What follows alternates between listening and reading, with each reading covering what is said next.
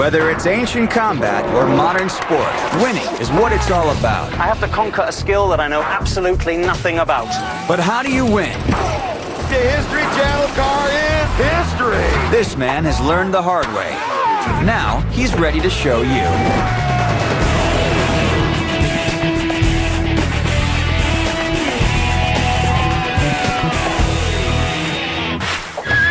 It's like boxing, football, and the state fair all rolled into one.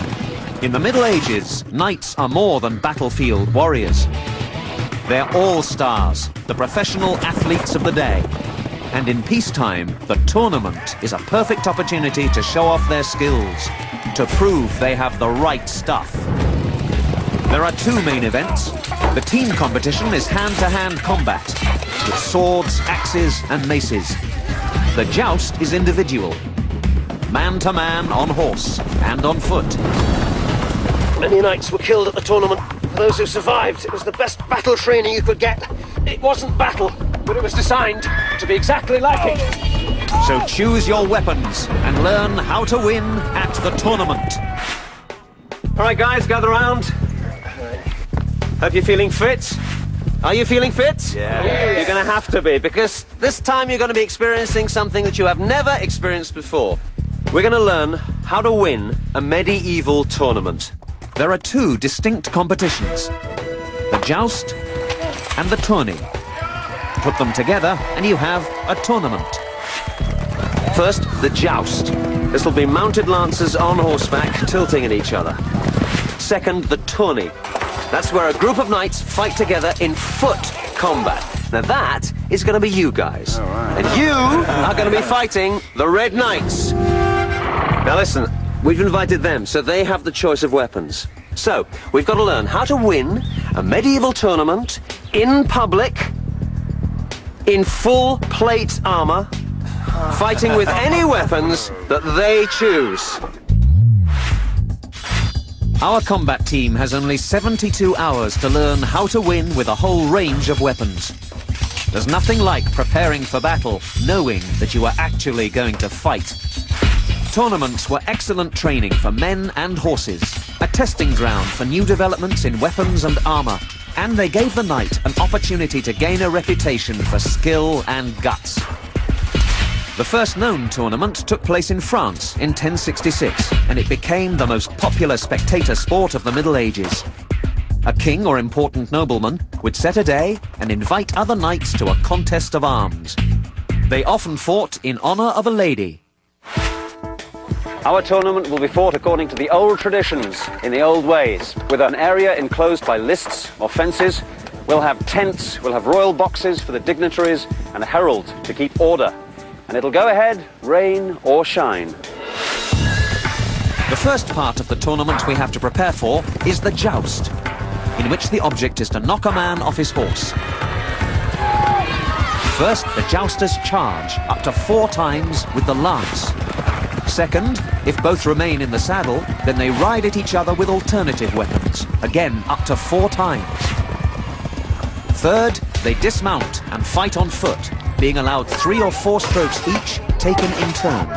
If there is no clear winner, the judges decide. Points are awarded for skill and accuracy, or deducted for foul strokes. But like a modern boxing match, there is no need for points if either man is knocked out, or worse. This is how they honored knights who were killed in the tournament. Eventually, the tournament became so popular and shed so much blood that it actually affected the number of knights available for war. In an event in Germany in 1240, 80 knights are said to have been killed. Tournaments caused riotous behavior, feuds, and bitter rivalries. The church constantly condemned the practice, even denying Christian burial to those dying at tournament. Even royalty was divided. If the King of England banned them, his knights simply went to France to tournament there. William the Conqueror forbade them. Richard I made money from licensing them. Edward I loved them. But no one could stop them. The tournament became increasingly regulated, and gradually concessions were made towards safety. By at least 1200, the head of the lance had been rebaited or blunted. This was designed to knock a man off his horse, not just to skewer him. The war saddle, with its high rear cantle, risked breaking the man's back in a joust. So smoother saddles were introduced, with smooth back and sides so that a man could be easily unhorsed. Our team will be fighting in plate armor, but for 300 years, mail was used. And this was useless against a lance, blunted or otherwise, so you needed a shield. First, these were made of wood, then later of steel. The war helmet was also pretty useless in the joust, so gradually the helm was introduced. This is the first piece of kit specifically designed for the tournament. These were extremely heavy, but at least they give you good protection. Often the left-hand side of the helm was increased in its thickness. It was here that the lance was most likely to hit. Now, whether in the joust or in foot combat, this thing would deflect most blows. But the impact was still quite considerable, and it was said that you could always tell a jouster because he would have a broken nose. The joust itself is over in a few seconds, so my colleague and I here are going to do a walking joust to demonstrate all the finer points. Right, back to the starting position. Now, it was essential at the start to be calm and steady. Not just for yourself, but for the horse. He was relying on you absolutely. Back in the start position. Your horse is ready. You lower the lance across the horse's neck, and you spur into an immediate gallop. These courses were very short, so you had to reach the maximum speed at the point of impact. As you came in, you were constantly adjusting your lance.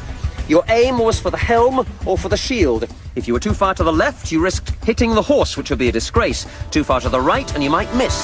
The shield itself, you had to keep under immediate control. This was where your reins were held. Also, if you had your shield too far out and it was hit hard, it would smash into you and hit your own visor. If it was at the wrong angle, you could deflect the lance straight up into your face. So, the point of impact is approaching, and at this moment, several things might happen. First of all, you could both miss and the crowd would boo you, or one of you would hit and the lance would be deflected, or you might both get good hard hits and you might just about recover enough to get back into your saddle, which you have to do immediately because he was the other end waiting for you, or you're knocked off your horse, maybe killed, but if you're still conscious, then you can be sure of one thing. It's not over yet. During a joust, you may find yourself in this position. Looking up at the sky, wondering where you are. And then you remember, the shock of the impact of the lance and falling from the horse is massive. But you've fallen from horses all your life, and your armor is reasonably well padded. Oh, but your head is spinning, so you get rid of your helmet. Which is a mistake. You pick up your shield, and you choose your next weapon. Now, by this time, your opponent has dismounted, and he's waiting for you at the other end. Now, depending on the rules you've chosen for this combat, you can each have up to 3 strokes. As the fallen knight, you go first. Useless. Your back hurts, your head hurts. Oh, and that hurts too. Now, you should have pretended to be weaker than you are. Surprised him with your last stroke. It's too late now. And you're down again. Your energy is really going now. You've just got one more last stroke. So maybe it's time for a cheat. Now, was that 1 stroke or 2? The crowd loves it. So the judges may allow it. But what you've forgotten is that now he can do the same to you.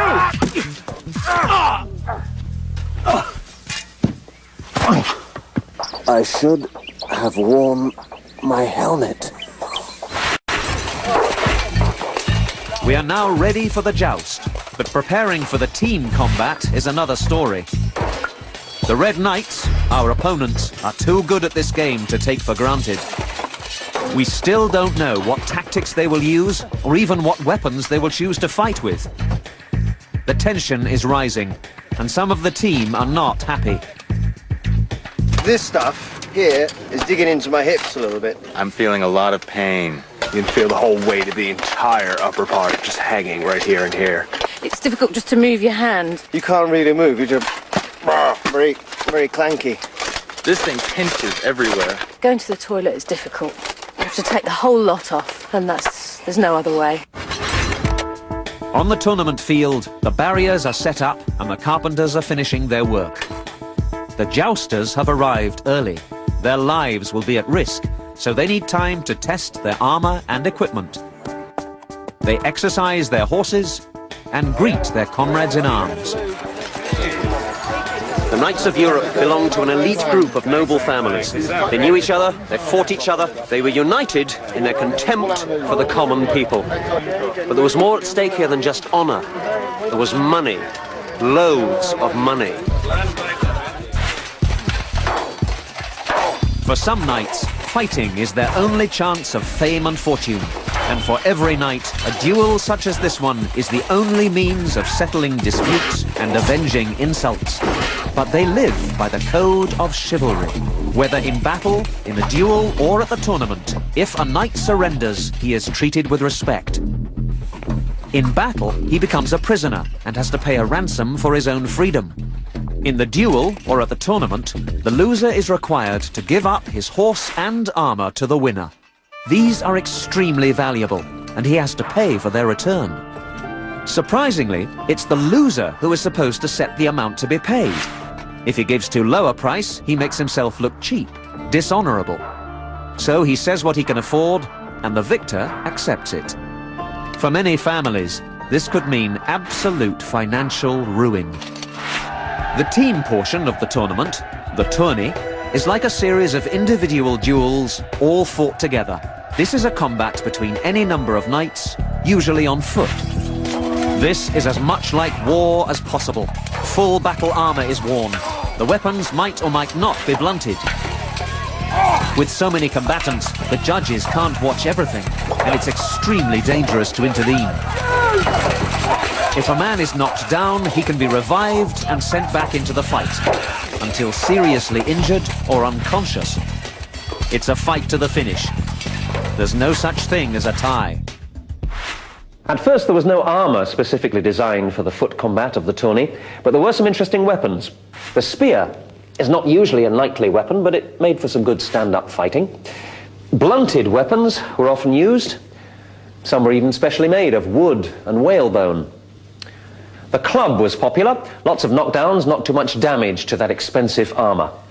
Axes were still in use, and maces, and the flail. And a new weapon was introduced that was used by knights on foot, both in the tournament and at war. The poleaxe.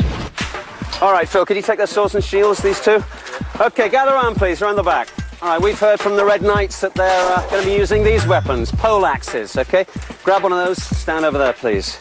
All right, poleaxe, descended from the double-handed axe, but it's a close combat weapon. It has an axe head which can cleave through armor, especially the weak points, but actually it can also buckle armor if you hit hard enough. Okay, I'm going to hit you hard. You padded underneath? Yeah. There, okay? But there's also another side to it, the hammer head. Now, the hammer can actually crush armor, break the bone beneath it. So, for instance, you'd aim for the arms, you'd aim for the legs, but also you could crush in the sides of the armor and break the ribs beneath it. Finally, you have the spike. Now, this would pierce straight through armor if you hit it hard enough. There's a bit of a risk, because if he's wearing really good armor, you're going to bounce off and you're dead. So, the best points to aim for with this armor-piercing point is actually between the armor. There, in the shoulders, in between the armor there. At the sides, if you can get it inside there. Inside the arm here is always a vulnerable place. Anywhere around the thighs. Anywhere underneath the breastplate. So, you have the three choices. But at the same time, you've also got a butt, because having put one stroke in, you can then bring the butt in for another stroke. You can use the butt to knock someone over. You can use the butt straight into the face. Any strike that you make in the face area with the helmet, you may not get through the helmet, but it's going to be a hell of a blow for him, and he's going to be either down or he'll be stunned for a second, and you can then follow up immediately with an axe. Okay, so let's come around here. So you get the feeling of it. Have a go. Okay, here we go. Good, okay, now immediately you can feel how adaptable this weapon is. It's a brilliant close combat weapon, but you haven't got much time to learn it, okay? So away you go, talk to each other, work out what you're going to do, work out your strokes. Go. The flexibility of the poleaxe made it the favourite weapon of the knight fighting on foot. We have many illustrations of its use, in battle and at the tourney. Even in full armour, clashes could be fast and furious. Sparring like this was highly skilled, and because of the armour, only a strong hit will have much effect.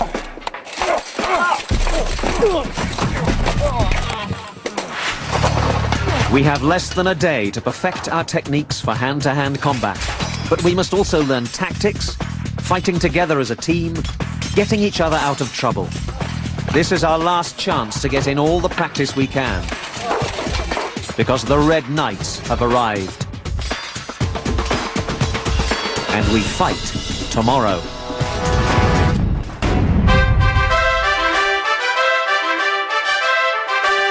The moment of truth is almost here. Soon it will be time to put our skills to the test. Tournaments were the glittering social events of the Middle Ages. Everyone came. Horse traders, moneylenders, armourers, acrobats, minstrels, troubadours, and professional ladies of all sorts. It was like a great day at the races, except that some tournaments lasted a week and attracted knights from all over Europe. Everyone gathered on Sunday, jousted on Monday and Tuesday, rested on Wednesday, and on Thursday, sides were picked for the tourney. This is tilting at the rings. The idea was for the lances to hit the rings. If you were really skillful, you could get the lance straight through them. This warms up the men and the horses and the audience. It's also an essential part of training, because the rings get smaller and smaller, so your target diminishes each run. This is riding at quintain. That's the quintain with the shield and the sack. The idea was to ride as fast as possible at that shield, hit it with the lance. If you were too slow, the sack could come round and hit you on the back, knock you off your horse. No matter what precautions were taken, there were many injuries at tournament. Many men died, and so did kings. In 1524, Henry VIII of England forgot to lower his visor during a joust. He was nearly killed. History would have changed if that had happened. Here they go. In 1559, Henri II of France wasn't so lucky. A lance pierced his helmet, ended up in his cheek. 10 days later, he expired in agony. Here they go again. At least if you were injured, the chances of survival were fair. Medical care in the Middle Ages was based on herbal remedies, and it was really quite good. Here they go again.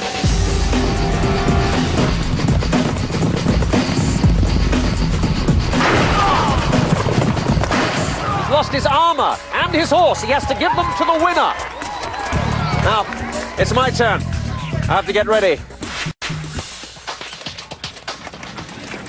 All right, guys, listen up. Listen up. We've agreed the rules for the foot tourney with the Red Knights, all right? If we're knocked to the ground, we can get up and fight on, provided they don't get a strike in when we're down. If they do that, that's the killer blow and we're out of the match. If a man goes down, we have to cover him. Otherwise, that man is out and we'll be one man short, okay? Now, the Red Knights are fielding 5 men. Now, I'm going to fight myself. That means I have to choose 4 of you. We need one with a poleaxe. That'll be you. We need a sword and shield, yourself. We need mace and shield. That'll be you. And one more sword and shield, okay? Great. Good luck, everyone. Let's go. Come on.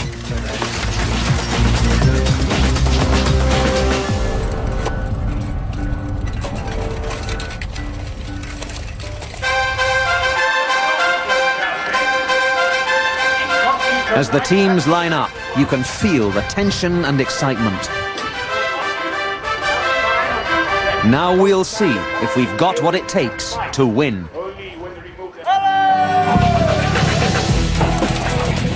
The fight begins fast and furious.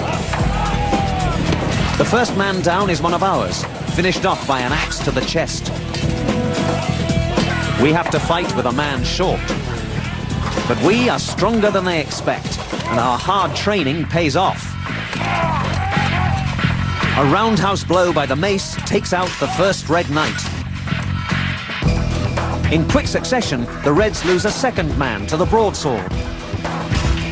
We lose a man the same way. Then a third Red Knight falls as our mace strikes again. Our poleaxe launches a frontal assault, but he's too confident. He is outmaneuvered and cut down. The end must be near. 2 quick cuts from my longsword and another red goes down. But the last red knight refuses to surrender. We close in on him. I succeed in trapping his sword. He is knocked to his knees by the mace, and I finish him off with the longsword. We've won. Our team has the last men standing. Take his helmet off. Over here.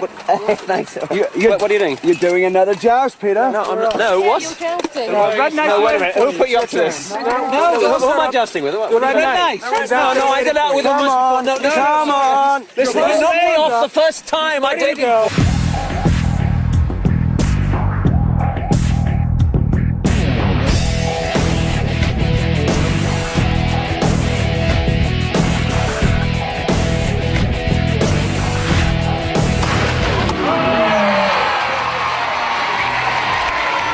Wasn't me.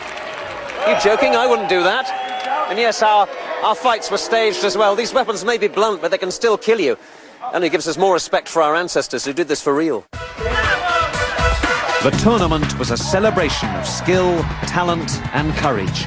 Not much different from the Super Bowl or the World Series. But this game could be deadly. For thousands of knights, the tournament was the last battle they ever fought.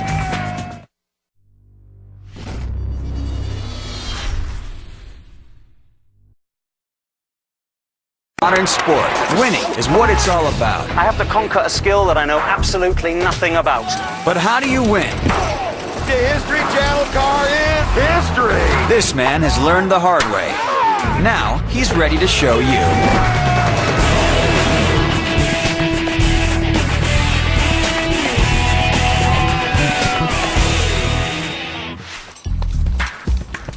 A forest glade somewhere in medieval England. The men seated around the campfire are Saxons. They're about to be ambushed by Vikings. Both groups were among history's most brutal warriors, and more than once they faced each other on the battlefield.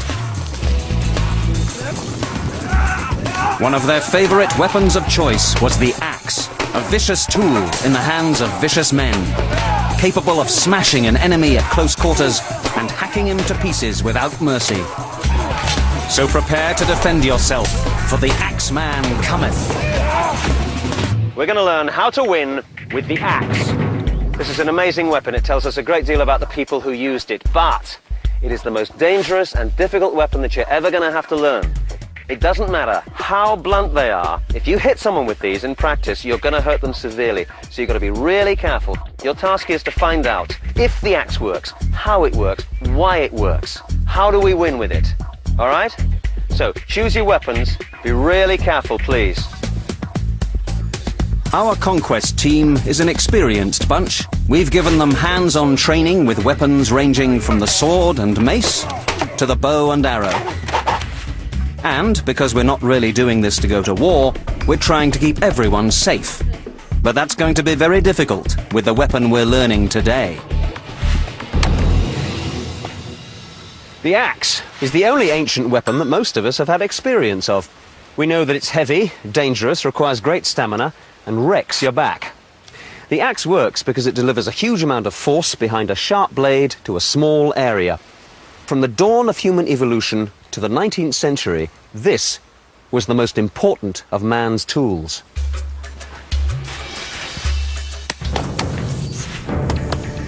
And that makes perfect sense. You see, our ancestors lived in a wooden world. Even after metal was invented, it was always expensive. So, if you wanted something useful, you almost always made it out of wood. And the tool you used to cut the wood was the axe. The axe is a very adaptable tool. If you make the axe head not vertical, but lateral, you have this, an adze, perfect for shaping and trimming wood. Make the axe smaller, and you have a chopper for more detailed work. Our ancient ancestors had exactly these tools. First of flint, then of bronze, and finally of iron and steel. And even though the axe was always a powerful weapon, the introduction of iron and steel turned it into the deadliest weapon on the battlefield. So, what do our team feel about the axe? Let's find out. How are you finding this then? You hurt? Well, even if it doesn't go through the shield, the energy of the blow hits you and it hurts. It's very dangerous. I don't really see why the axe became so popular. I mean, the axe is good for chopping, like straight down the head. Well, they're heavy. They're heavy. Prefer the sword, to be honest. That's the problem with the axe. Everyone is finding it really unwieldy and difficult to use. Compared to the sword, which has such lovely fluid movements, the axe seems really pretty brutal. I wonder how we're going to convince them that this is a good weapon. Because all of the weight is at one end, the axe is very difficult to use, very tiring, and hard to aim. A smaller axe helps. Using two hands helps a lot more. But once you learn how to work with it, even our Norse maiden can handle the axe with agility, grace, and speed. Start your stopwatch and look closely to see how fast her axe blade flies. If you weren't counting, we were. That was 4 cuts in 2 seconds. And when this kind of skill is added to extreme strength and stamina, no other weapon is a match for the axe. The Vikings believed that the axe particularly, but all their weapons, had a spirit of its own. And if you were working with the axe and the spirit of the axe, then it would do what you told it to. But if you're working against it, then the spirit of the axe will deflect it. The combat team are still not convinced about the axe. What would you prefer to use? Well, a sword or something light, something that makes a bit of sense. Do you know what I mean? Listen, this weapon was prized for absolutely centuries. The Franks used it, it was one of their best weapons. The Saxons used it, the Vikings, it was their favourite weapon. And you're telling me that we should use a sword? Well, yeah, but what did they use it for? They didn't use it like this, did they? Surely they just kind of ran at each other, took one swing and lived or died. So you think it's a sort of pretty brutal weapon? Yeah. All right, well, you come with me, pick up a sword, and let's find out. Come on. All right, over here. Now, some of you are complaining about this weapon quite a lot, so let's have a look at it. He's got a sword. You're all telling me that the sword is much better than the axe, right? Now, this is a pretty strong shield, so it's not going to break, but he doesn't know that, all right? So what you've got to do is keep on going at that shield, because even if you don't break it, every time you hit it, it's going to hurt him. Every single shot goes right through his arm. It's very demoralizing. There's always the possibility, like it's happened to a lot of you guys, that your shield is going to smash. So you've got to work into his mind. And in his mind, come this way a bit, in his mind, he can try and attack me, but if he does, I'm going to hit him so hard that he's not going to know what to do next. The other thing is that you've got to keep varying your angle of attack, so he never knows where this thing's going to come in next. It could be here. If you're skillful enough, you'll be able to start there and feint it. Okay, here we go. Let's try another feint. I'm going to pretend to come to your head, and I'm actually going to come to your side. All right? Now, you're telling me this is better than the sword? All right, you try and get some sword cuts in as I give you this, okay? You've got to keep your shield up. Here we go.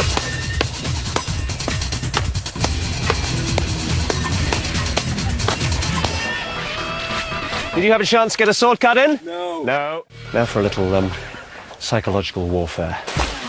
That's right. Another dimension, not of blood and guts, but of mind and fear. Right, I'm going to run straight at you with this axe. Now, you've used this as a heavy Viking axe. I'm not going to be able to stop. I'm not going to be able to pull my strokes. You understand? Yeah. Okay? Yeah. All right. Now, if you need to run, you run. If you want to try and hit me, but I'm not going to be able to stop. Once this thing gets going, I can't stop it, all right? Okay.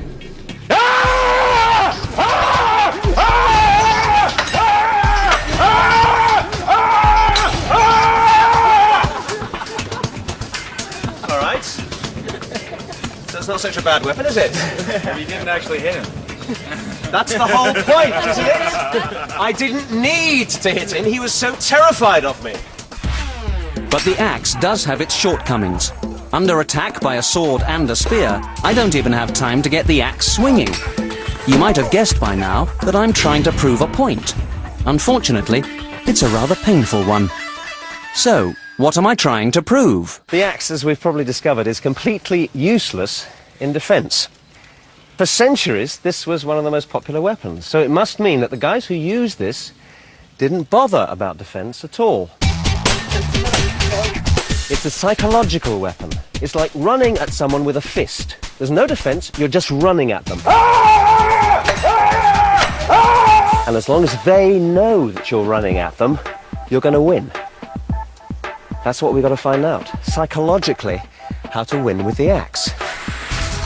And on that point, we come back to our violent friend, the Viking warrior, who loved to wield his axe against anyone who had anything worth plundering. The first recorded Viking attack took place on the coast of Wessex in southern England in 787 AD. The Anglo-Saxon Chronicle tells us they were Northmen from the land of robbers who proceeded to murder the local sheriff. It was the beginning of a reign of terror in Europe that would last more than 200 years. What made the Vikings so nasty? Apart from the axe, they had a secret weapon, a human weapon. Here he is, a man who sometimes sprang from their ranks, a creature straight from hell, a warrior who was quite literally berserk. In fact, the word berserk comes from the Norse name for these fellows, who were called berserkers. There were often whole families of them. They were highly prized warriors, the ninjas of their society. The berserker would work himself up into a self-hypnotic frenzy, screaming, dancing, throwing off his clothes, frothing at the mouth, his body bleeding from self-inflicted wounds. Only death would stop this man, and his opponents knew it. For this man, the axe was the perfect weapon. Wait a minute. There's something very interesting here. Many books have been written about the psychology of the warrior and all agree on one thing. Most soldiers don't want to get hurt. Even the best of them hold something back for his own protection. If you can avoid a hit, you duck. If a shield will save your life, you carry one. Pure 100% aggression without any thought of self-defense is very unusual and absolutely terrifying. If you stand up to him, you may possibly be able to hit him as he comes in. But he will absolutely, without question, definitely hit you. And he's got an axe. So what do? You run! Not all Vikings were berserk, but they were extremely aggressive warriors. The fighting technique of the axe relies on that very aggression. When using the axe alone, the warrior must keep it moving, even when not actually hitting his enemy. He creates a strike zone around himself. Any man or weapon that enters the zone is likely to be hit. With the axe in constant motion, the opponents must keep dodging the blade. When the axeman sees a gap in their defense, he immediately steps forward and attacks. But once he strikes, his axe is stopped, and the warrior is vulnerable. He must quickly redouble his attack, because as we've said, the axe is not a defensive weapon, unless you use a lighter axe. The lighter axes can be used in one hand, with the shield in the other. So while the axe hand rests, the shield defends. So the warrior can be fresh and strong when he attacks.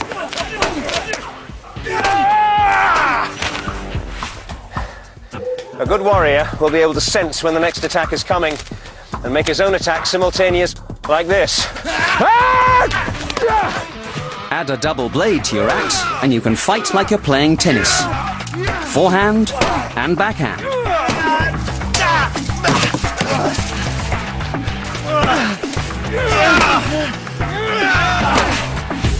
And if one of those blades is a spike, it could punch through armor and helmets with deadly force. The axe comes in many forms. These are throwing axes, called franciscas, after the people who used them, the Franks. It isn't easy to use, but thrown at close range, these can land with enormous impact. Only problem is, I've always been a lousy pitcher. Let's have a go.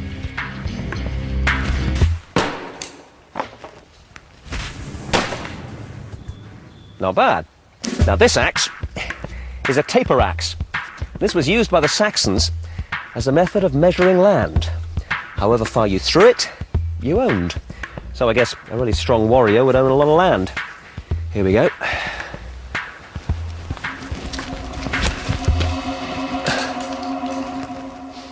I don't think I'd do very well in Saxon times. So, now that we have a sense of how the axe was used in combat, let's consider how all that bloodshed actually shaped Western civilization in a place we now call England. In the mid-11th century, the country was ruled by King Edward the Confessor. When he died, the throne was up for grabs. On the death of Edward the Confessor, Harold Godwinson had taken the English throne. But there were two other claimants. Hardrada, king of the Norwegian Vikings, claimed the throne, as did Duke William of Normandy, who insisted that it had been promised to him.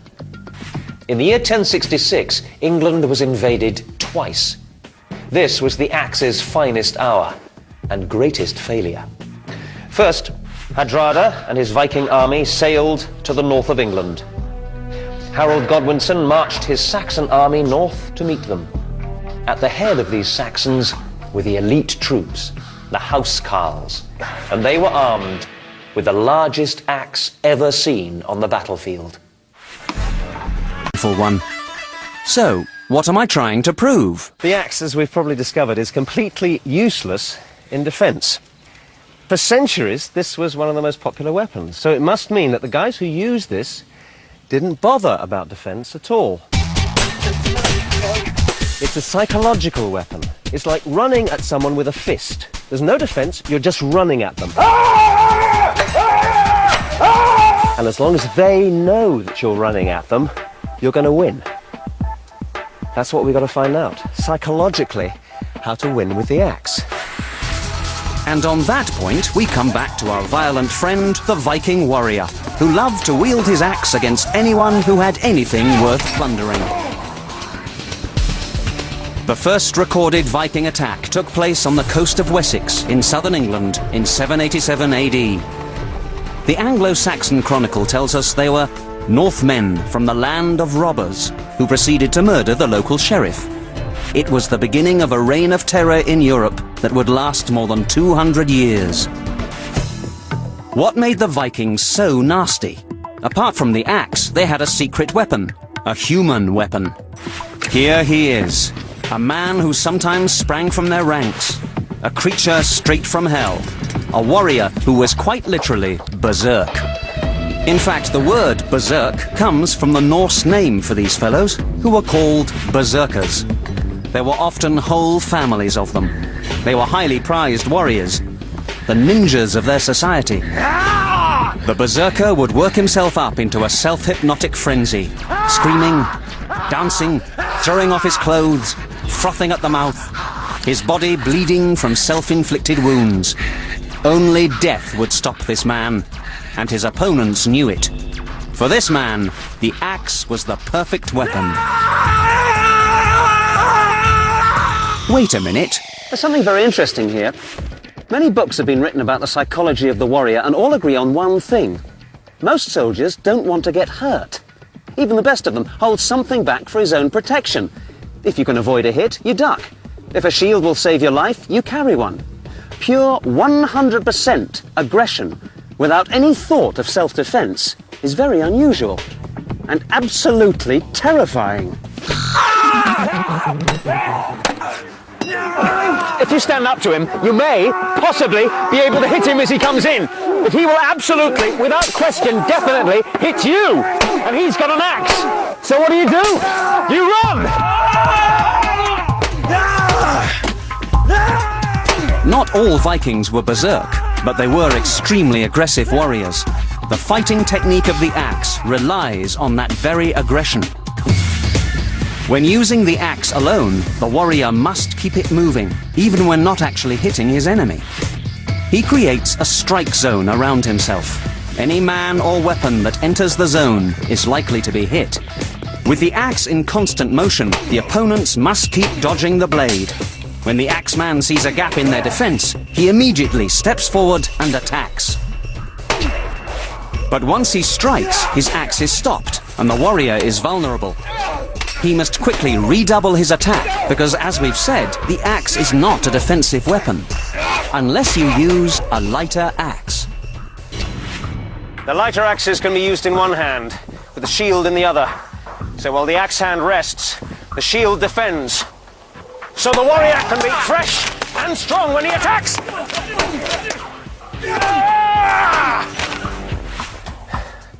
A good warrior will be able to sense when the next attack is coming and make his own attack simultaneous, like this. Add a double blade to your axe, and you can fight like you're playing tennis. Forehand and backhand.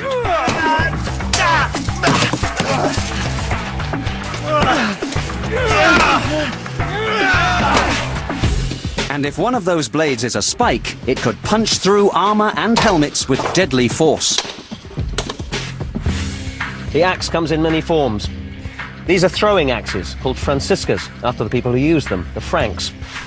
It isn't easy to use, but thrown at close range, these can land with enormous impact. Only problem is, I've always been a lousy pitcher. Let's have a go.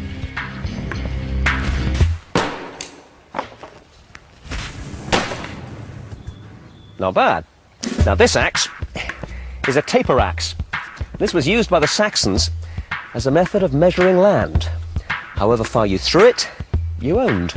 So I guess a really strong warrior would own a lot of land. Here we go.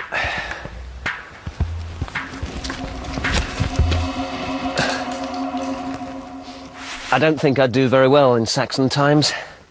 So, now that we have a sense of how the axe was used in combat, let's consider how all that bloodshed actually shaped Western civilization in a place we now call England. In the mid-11th century, the country was ruled by King Edward the Confessor. When he died, the throne was up for grabs. On the death of Edward the Confessor, Harold Godwinson had taken the English throne. But there were two other claimants. Hardrada, king of the Norwegian Vikings, claimed the throne, as did Duke William of Normandy, who insisted that it had been promised to him. In the year 1066, England was invaded twice. This was the axe's finest hour and greatest failure. First, Hardrada and his Viking army sailed to the north of England. Harold Godwinson marched his Saxon army north to meet them. At the head of these Saxons were the elite troops, the housecarls, and they were armed with the largest axe ever seen on the battlefield.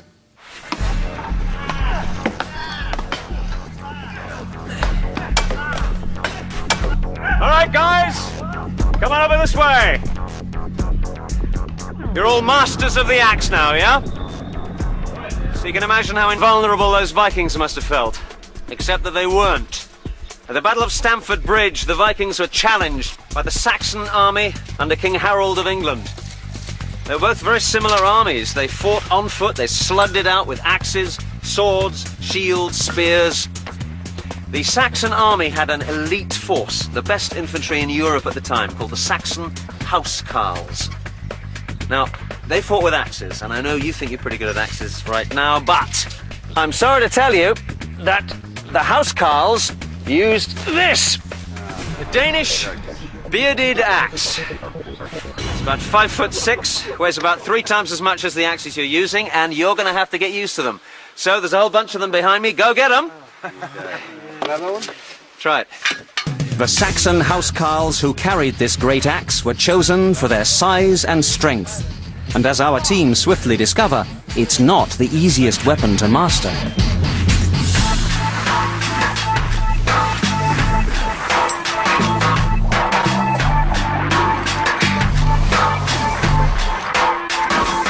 All right, guys. Now, you should be flattered because men were only chosen for this weapon who had sufficient skill and strength to use it. So, how was it? How do you feel? Difficult, heavy, very difficult to change directions with it, change hands, and keep it in control. Yourself? Yeah, the thing is, once you get them going, it's really difficult to stop. Well, it's heavy, but I wouldn't want to be on the receiving end because a shield wouldn't really stand up to this. It packs a pretty good punch. Because it's heavy, you got to use your body a lot more. Show us, show us. Yeah, sure. Well, bring your body forward here, and when you're here, you got to lean backwards here. Also, when you swing round, you kind of like, you almost got to stick your bum out here.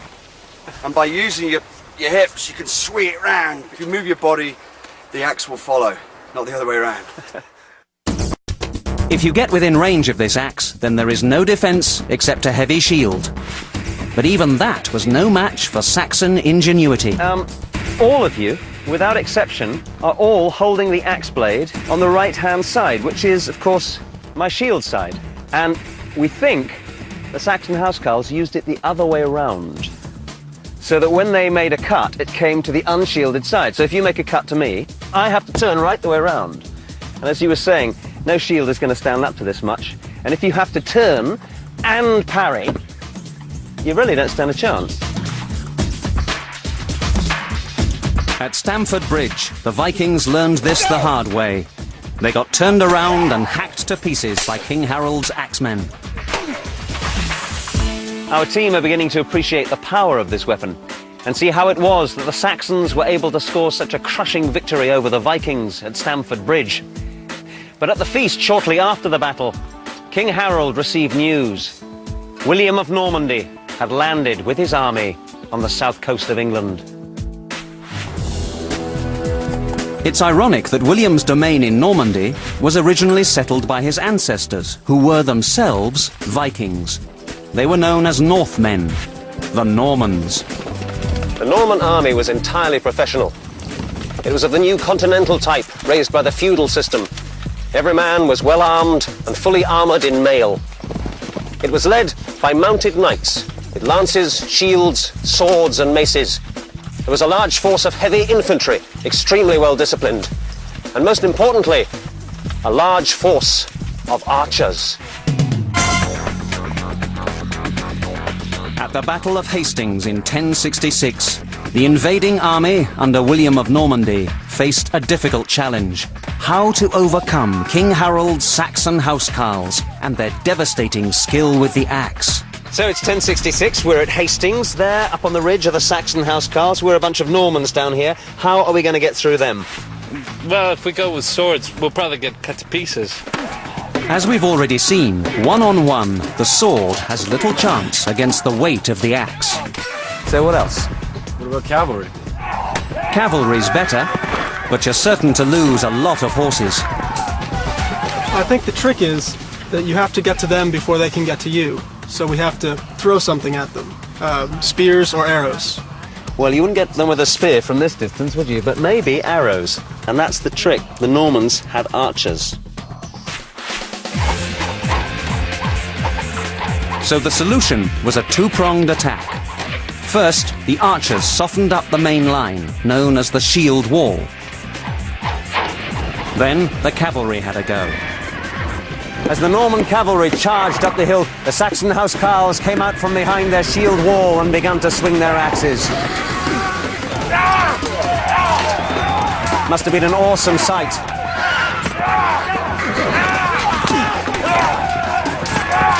And for the Norman cavalry, those axes were devastating. Horses and men fell together. The axemen fought bravely, but the constant rain of arrows, combined with charge after charge of the cavalry, finally broke the Saxon line. King Harold was killed, probably by an arrow to the eye. In the end, his axes couldn't help him, and William of Normandy was now free to claim England as his own. We've learned how to win with the axe, and how to lose. It's a magnificent weapon, but it requires great strength, skill, and absolute aggression. Maybe if the Saxons hadn't relied on it so much, maybe if they hadn't had to fight 2 battles in 2 weeks, who knows? After Hastings, the Normans conquered the land, and they built castles to enforce their rule, like this one at Hedingham. The axe remained in use, but as a primary weapon, it was finished, buried at the field of Hastings, along with King Harold and his Saxon housecarls.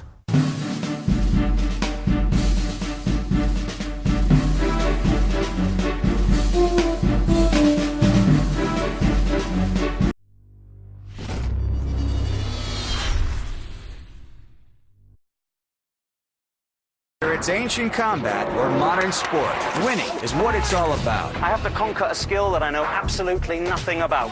But how do you win?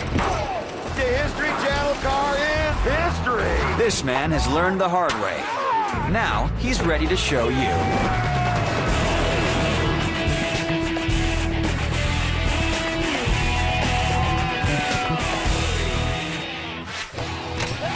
This is the valiant knight of the Middle Ages, the ideal of honor, chivalry, courage, and a killing machine.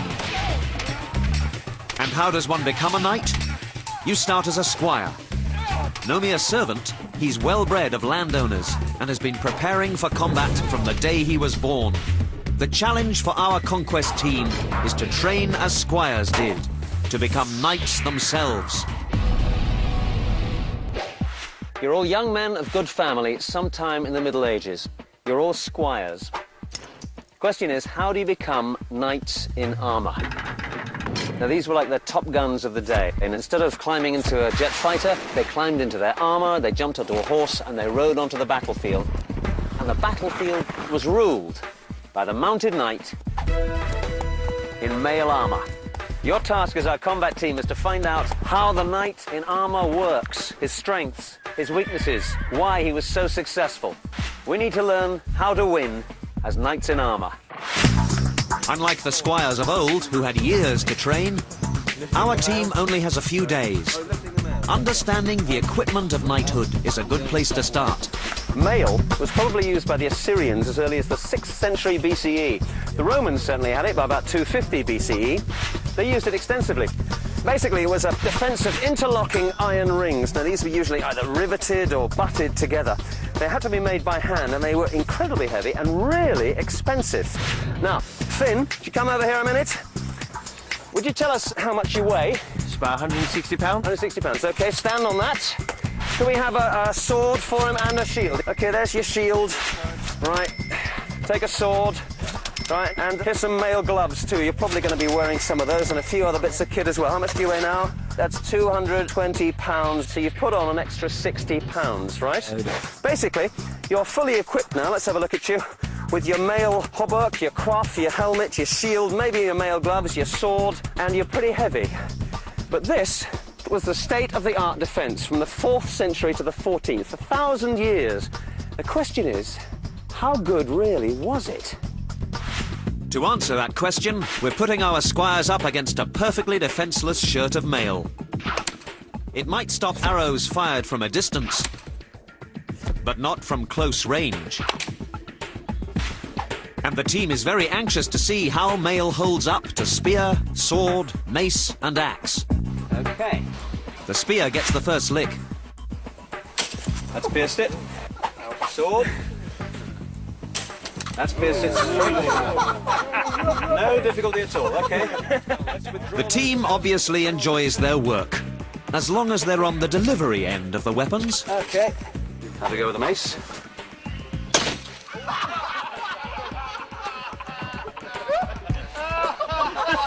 But you've broken the shoulder beneath him, but you haven't actually gone through his mail. No. So that's the use of the mace. Okay. Break the bones beneath it. Okay, though, right? All right, let's see what the axe does. Right, so we now know. Mail has its uses, but frankly, if you get in close enough and hit hard enough with the right weapons, you don't stand a chance.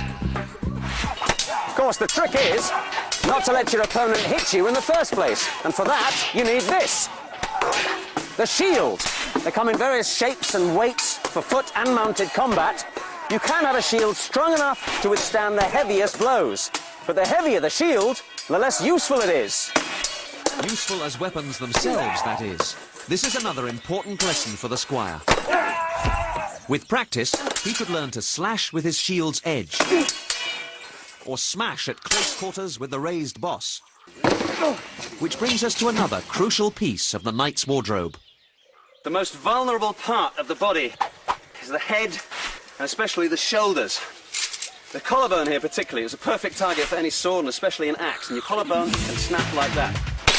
It's essential, and it's essential for us too. Even in this practice, it can get dangerous. We must always wear these. Can you show me up? The idea of these is not just to protect the head. It also gives a double layer of mail protection for the shoulders here. Now, most of the helmets we're using are these. Plain old helmet with a camail often attached with a nasal piece. That gradually developed into eyepieces, sometimes cheek pieces, and coming down the neck, until finally we end up with this horrific thing, which is the great helm. All right, here we go.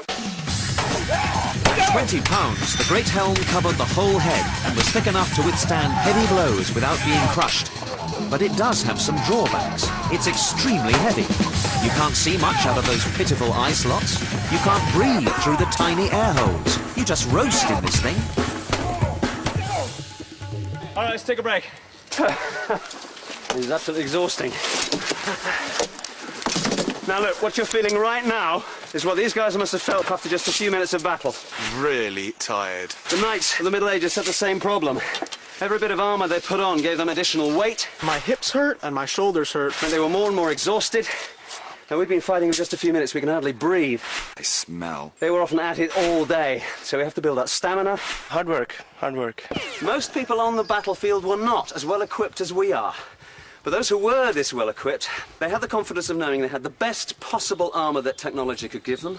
They probably had enough money, because these things were so expensive, enough money to afford good weapons, good shields. Most importantly, most of them would have had good training, and they would have had enough money to afford the most vital part of the knight's equipment.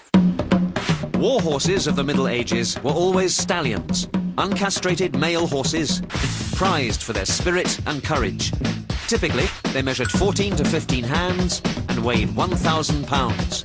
Displayed with great ceremony at tournament and at war, they were bred to be strong, fast and steady, capable of repeatedly galloping into action. They were also trained to accept crowds, banners, noise and the blows of battle. The horse was the knight's most valuable piece of equipment, and his first thought would be the feeding, watering and stabling of his mount. Sometimes the horses themselves were equipped with armour, either heavy quilted bardings or even mail or scale armour. This was incredibly expensive and very heavy, but it protected the knight's most valuable investment. So, here is the horse, and here is the squire. The problem is how to make them work together as a fighting unit. The mounted knight was made possible by 3 inventions. The first was this, the iron horseshoe. This meant that the horse could ride over any terrain. It was introduced in about the 4th century AD, and in Northern Europe it was essential, because there, the moist soil might soften the horse's hoof, make it very vulnerable to injury. The second was this, the stirrup, probably used by the Huns and introduced to the West by them. Third, the war saddle, with its high cantles, front and back. Now this acted exactly like a bucket seat in a sports car. The combination of stirrup and saddle was vital. The mounted knight rode long, that is to say with his legs straight, feet well forward, toes pointed down. Now with his legs braced against the stirrup and his buttocks firmly against the rear cantle, he was effectively locked into position. From this position he could absorb the shock of an attack. The tactical advantages of all this were immense. Fighting in a chaotic mass, the knight could now strike savagely with his sword and thrust hard with his lance. The cavalryman's strength was backed up and braced by his horse. Without the stirrup and saddle, he would simply be knocked off his seat. But there was a problem, which drastically limited the number of knights on the battlefield. The problem was money. In the year 806, Charlemagne, Emperor of the Franks, sent a military summons to the abbot of St. Quentin, calling him out, "With your full contingent, complete with supplies, and in full martial array, with arms, tools, all sorts of instruments of war, food and clothing. Every horseman shall have a shield, lance, longsword, short sword, bow, quiver and arrows. In your carts you shall have tools of every kind, hatchets, adzes, axes, pickaxes, iron spades and all other implements which are necessary against an enemy. The food in your carts shall be sufficient for 3 months, the arms and clothing for 1 year." Now the abbot would have had a servant for his armour, grooms for his horses, of which there might be 3, maybe 2 chargers and a hack for general everyday use. His men may have been tens or hundreds, all mounted, mailed and armed. The question was, who is going to pay for all this?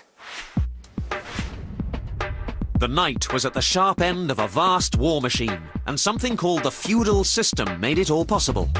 Under feudalism, every landowner made some contribution of weapons or warriors to his local nobleman, who then provided the same service to his king. The entire system was created for the benefit of the knight in armour.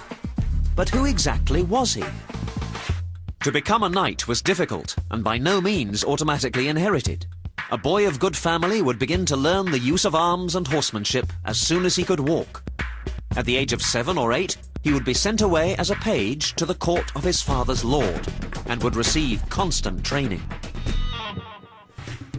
From now on, his greatest ambition was to achieve knighthood and distinguish himself on the battlefield.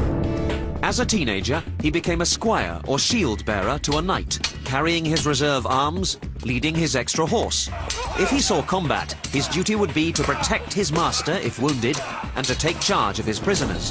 In his off hours, he continued his training, because one day he would be expected to fight. Among the many skills the knight needed to learn was this, the use of his primary weapon, the lance.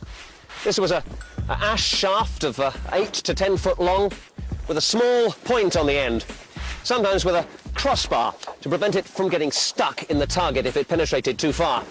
As with all his weapons, the best place to learn this was at the tournament. In the joust, the lance was held on the left, across the horse's head. At war, its use was more varied. Another method was to hold it low to the right side. In this low hold, the lancer was better able to redirect the angle of attack at the last moment. The overarm hold was excellent for close-quarter fighting, especially against foot soldiers. The left side of the horse was always difficult to defend, as the lancer would have to twist round to defend that side. It was part of his skill in controlling the horse to ensure that he never took an attack on this side. The training was now complete. And by the age of 21, our squire would be an experienced warrior, ready to take on the responsibilities of knighthood. The ceremony of dubbing, or adoubement, that created a knight was full of symbolism. The sword was blessed on an altar, being itself the shape of a cross, its 2 edges symbolizing justice and loyalty. The squire swore oaths never to lie, to honor women, to attend mass, and to fast on Fridays. Then another knight or a lady would take the sword and tap him 3 times on the neck. He would then stand and receive the collé, a deliberate blow of the hand. This was the last insult he could ever receive without retaliation and bloodshed. He was now a knight, ready for a fight anytime, anywhere.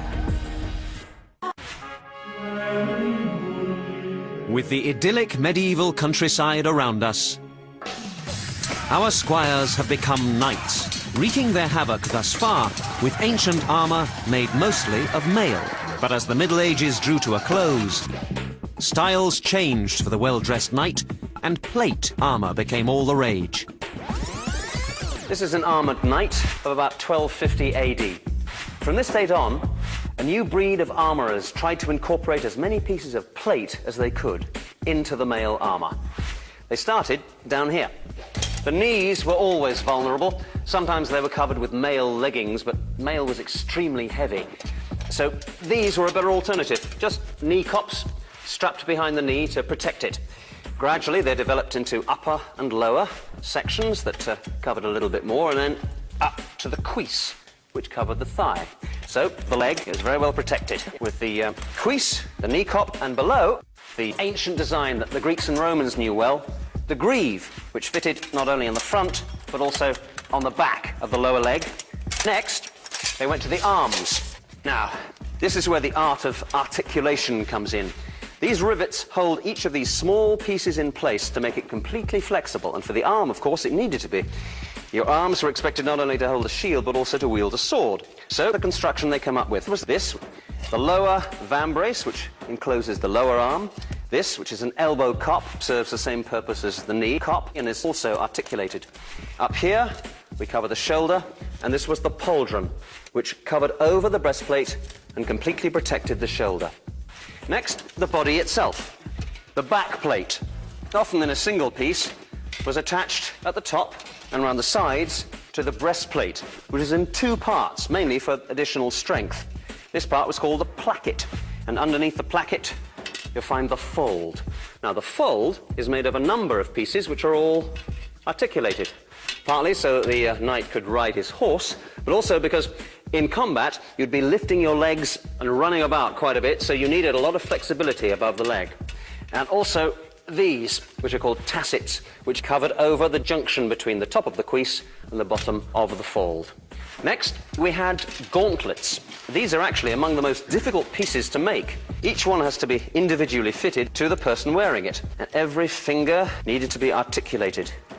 Finally, the head. Most knights preferred this, the pig-faced bassinet. A single piece of steel, and then this visored face here, hence the pig. It had eye slots, these breathing holes. Note that there are more on the right side than on the left. This was because in battle, or indeed in tournament, you were more likely to receive a lance on this side than on that side, so you had fewer holes. Underneath all this, of course, our knight no longer needed his mail hauberk. So he wore an arming doublet with all the mail in all the right places. Right, I think it's time to strip him down.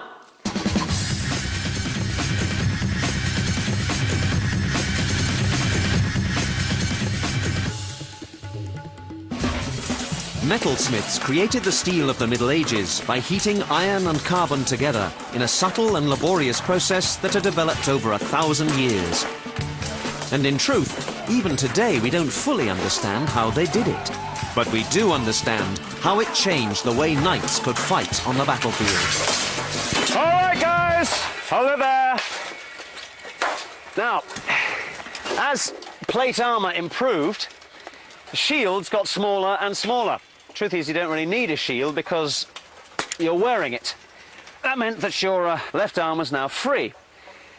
And that in turn meant that you could use longer weapons, especially longer swords. So what I'd like you to do is to come and choose some of these swords. I'd like some of you to keep with your shields and use some of the other weapons we have here, maces, flails, axes. So, who's going to have a long sword? I'll spit. It's an eel spear, very nasty. Okay, 2 more long swords, another long sword. That's a two-hander, yeah. I would get rid of your shield for that one. All right, so mix it up, try new routines, try out these new weapons, see what a difference it makes. Since plate was less vulnerable to existing weapons, knights now carried smaller shields. This made them much more agile, but maintaining that agility required special training.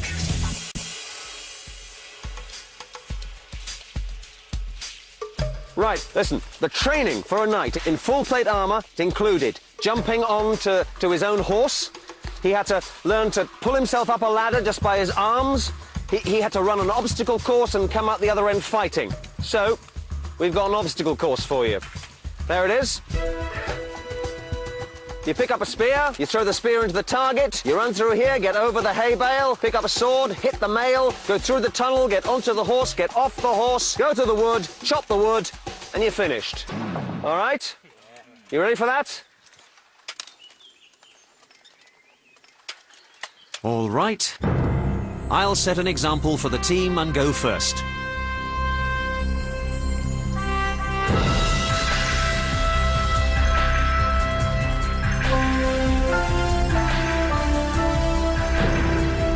This obstacle course is our medieval-style version of those used by modern soldiers. Troops in today's armies wear 70-pound packs on their backs. But I'm lucky. My gear weighs only 60 pounds, and it's evenly distributed over my whole body. In the Middle Ages, the best armor was custom-made, precisely fitted to the knight's exact measurements. Getting through the obstacle course is less of a problem than it might seem. All right, you lot, you try it.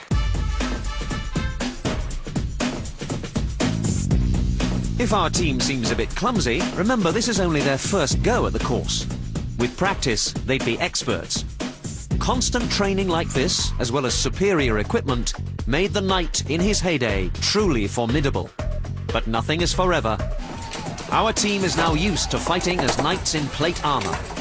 Unfortunately, during the Middle Ages, as well as today, weapons kept getting better. So the armor had to get better as well. The armorer's most extreme answer was this. the Gothic style originating in Germany.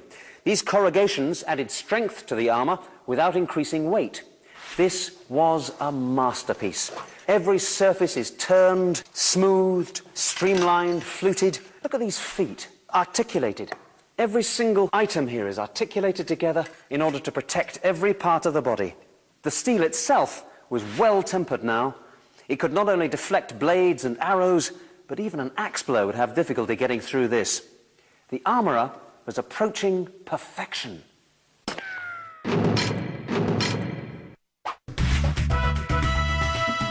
Look at our knight now. Fully clad in Gothic armour, he is master of the field. His superb skill at arms and his equipment allow him to fight off 7 men at once. They have little chance of piercing his plate. But not even a perfect suit of armour could protect him forever. New weapons were coming that would spell doom for the knight in armour. By the 16th century, the arrival of cannons and infantry guns on the battlefield had changed the face of warfare. Suddenly, the idea of a man completely covered in a metal shell became ludicrous. The knight in armour was finished. In mail, then in plate, he'd ruled the battlefield for over 1,000 years. And now, you could knock him over with ease.